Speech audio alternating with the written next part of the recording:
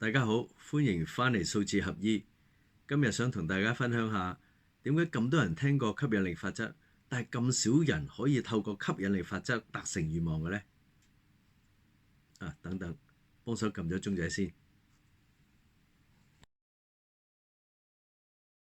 宇宙吸引力係由內在磁場引發出嚟嘅。內在磁場係受先天能量或者環境因素影響，能量磁場嘅強弱係由振動頻率決定。根據 Dr. David Hawkins 嘅科學實驗，佢將人類嘅意識頻率由1至到1000嘅頻率範圍，然後再劃分咗17個等級，最低 level 17等級嘅頻率在20以下。呢種羞愧嘅能量，好似以下數字呢一類，好多伏位，加埋桃花，再加埋突發嘅磁場，呢個能量係超低，接近死亡啊！死人直情係冇晒震動頻率添啦，因為成日都係好羞愧嘅狀態，所以呢類人唔想見人，淨係想匿埋。呢種嚴重摧毀身心健康嘅狀態，最終可能會導致身體或者精神方面嘅疾病。呢種能量仲會令人有藐視嘅人格，對社會同埋其他人可能會造成負面嘅威脅。到上啲 level 16層級，呢一層嘅能量頻率30係好內疚同埋有報復心理嘅。嗰個狀態通常係由好多變化加桃花加突發組成嘅。例如以下數字啦，呢類磁場能量會比較自責、自我否定，甚至有啲被虐狂嘅。呢種能量嘅人覺得自己受傷同埋係被迫害，內疚感會導致身心疲累同埋會惡病添啊，或者帶嚟意外啦，仲有自我懲罰，甚至係自殺呢啲行為。如果處於30呢個頻率呢，會成日都好容易憤怒、報復心強啦，總係覺得呢個世界對自己唔公平，想報復。呢種行為好明顯都有破壞性嘅。到50頻率呢種能量係比較冷漠或者絕望嘅，通常嘅磁場好多變化，加埋將領嘅，好似數字1842、37369、18124呢類等。呢個頻率呢係有貧窮啊、絕望啊、自我放棄嘅意識，佢哋對世界或者未來呢都冇任何嘅希望，覺得自己係受害者，好冷漠、孤單咁生活嘅佢哋，睇唔到其他人同埋社會陽光嘅一面。所以呢種頻率唔單止係令人缺乏希望，仲令到人缺乏運氣添。除非有外來嘅幫助啦，例如試下用電話號碼改變磁場啦。如果唔係呢個負面能量呢，可能會令人潦倒致死嘅。驚唔驚？Level 14、75呢種頻率比較悲傷無助啊。通常呢啲數字係充滿咗變化、加桃花、加突發，例如18164啦、63897啦、74636、97983呢類。呢個係好悲傷、好失落同埋依賴性好強嘅能量頻率嚟嘅。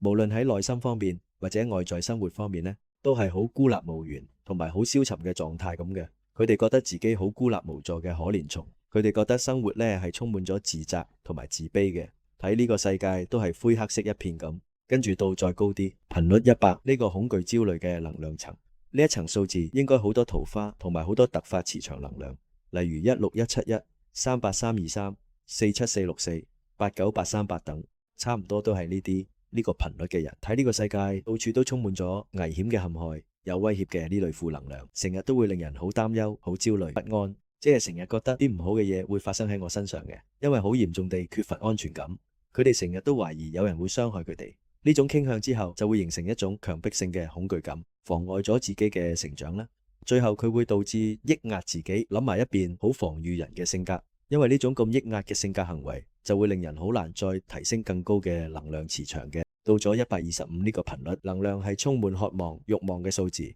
通常都係好多突發、好多伏位嘅，例如107、17、233、234、6406、899、89等能量。呢個頻率嘅能量會令人花好多努力時間去為咗一啲好低級嘅目標嘅，佢哋好渴求回報，但好容易令人上癮。例如想中六合彩不勞而獲呢啲想法，累積咗呢啲慾望會變成貪婪嘅。有時慾望能量可以強大到比條命更加重要添，所以呢，一定要克制啊！只要有積極嘅願望，先至可以幫助我哋走上成功嘅道路嘅。如果可以克制呢個貪婪，慾望轉變成正能量嘅願望呢，能量頻率就可以得以提升啦。到咗150呢個頻率係充滿憤怒、仇恨嘅數字呢，係有好多變化同埋突發，例如18171、2463、2817、9897、817等。憤怒呢個能量點樣走出嚟嘅呢？通常係如果跳出咗30內疚呢種能量，同埋頻率喺50呢啲冷漠，佢哋要再上就到恐懼啦。即係100呢個頻率，如果都擺脫埋，跳出埋呢個恐懼能量呢，就開始有慾望咯。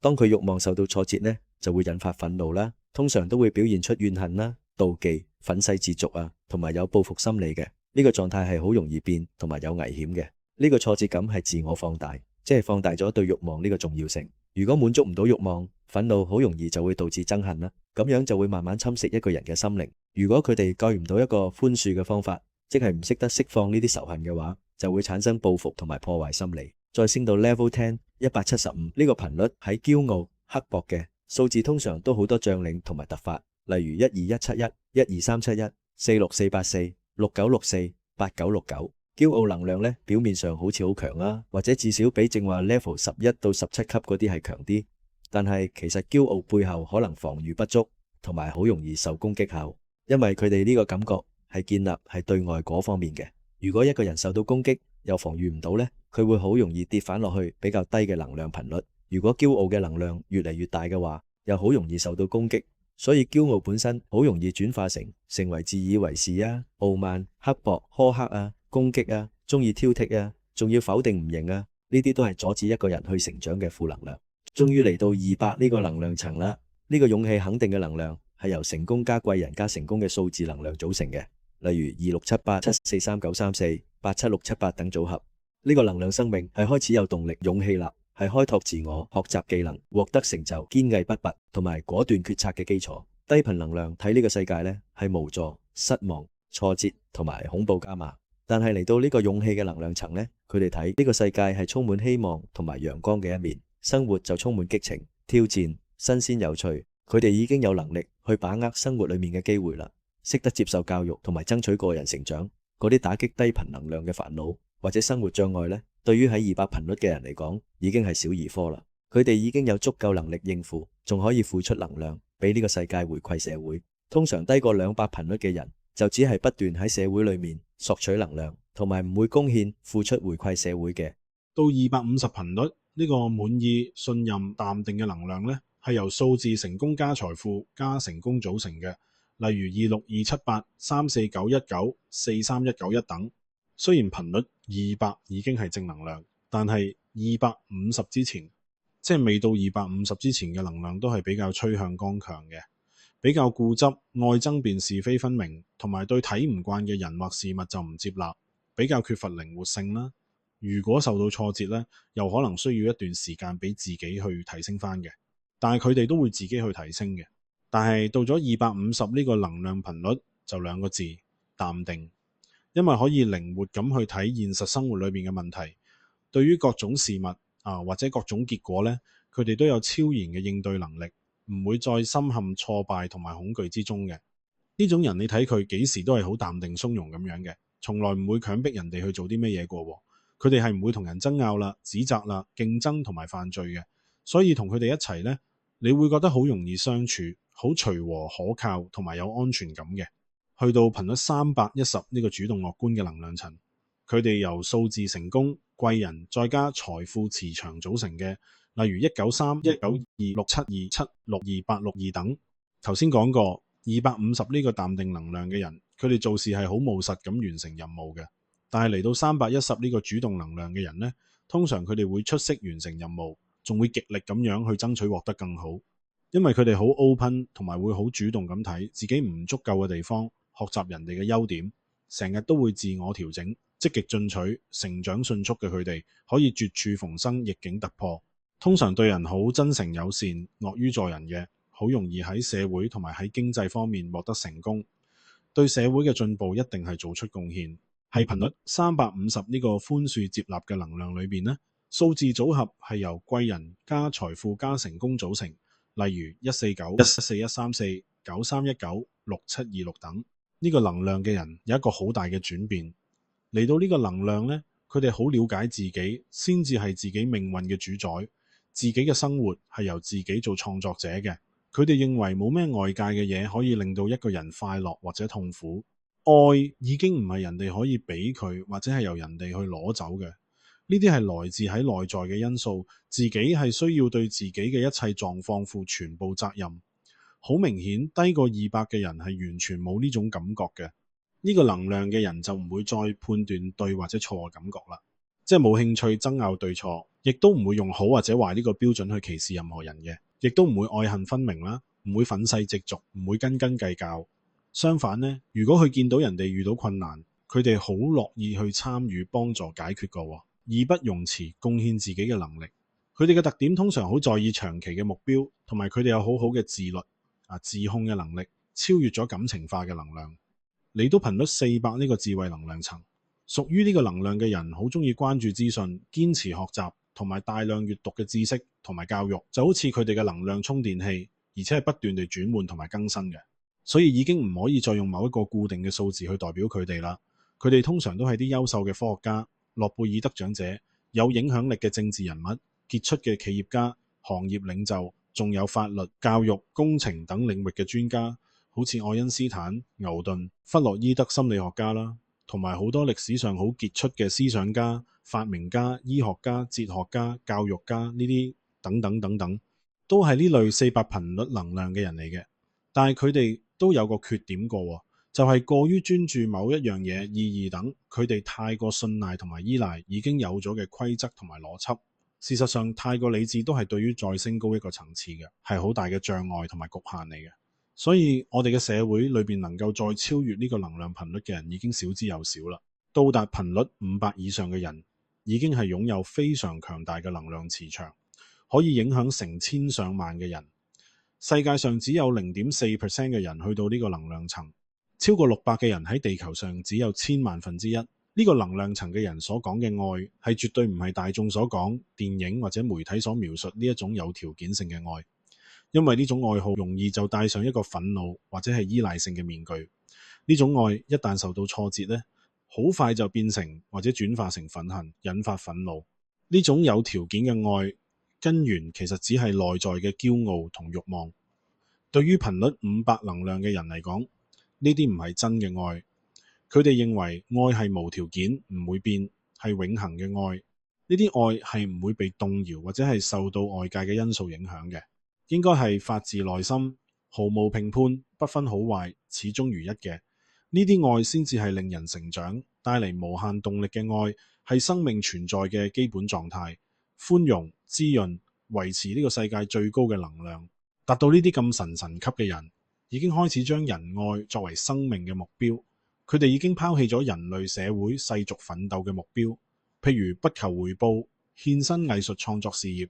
為人類留低不老作品嘅偉大藝術家，致力於去幫助好多人，去醒覺嘅心靈導師，或者不求回報終身貢獻去幫助貧困山區嗰啲教育嘅人，都係呢個能量級嘅人嚟嘅。研究資料顯示，要75萬個能量頻率200以下嘅人嘅意識能量加埋一齊，先至可以等於一個500能量級別嘅人嘅能量啊！犀利！